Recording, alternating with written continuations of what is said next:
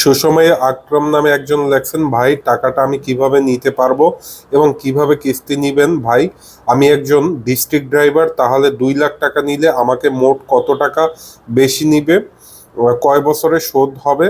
আমার mobile number দিয়ে দিলাম। তবে একটা কথা বলবো যে আপনারা কেউ দয়া করে মোবাইল নাম্বার শেয়ার করবেন না।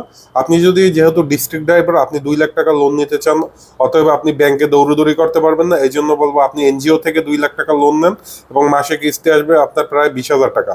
আর যদি 2 বছর মেয়াদি নেন তাহলে আপনার 12,000 বা 13,000 টাকার মতো এনজিওতে মাসিক কিস্তি পড়বে।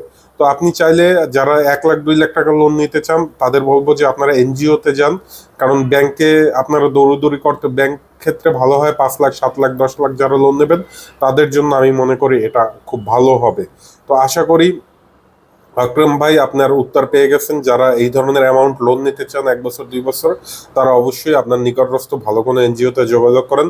যেমন আছে ব্র্যাক ব্যাংক, আসনে মিশন, সংকল্প, ট্রাস্ট, এই ধরনের এনজিও গুলো যোগাযোগ করেন। এগুলো জাতীয় পর্যায়ের এনজিও, গ্রামীণ ব্যাংক। তো এরা 2 বছর মেয়াদী লোন দিয়ে থাকে।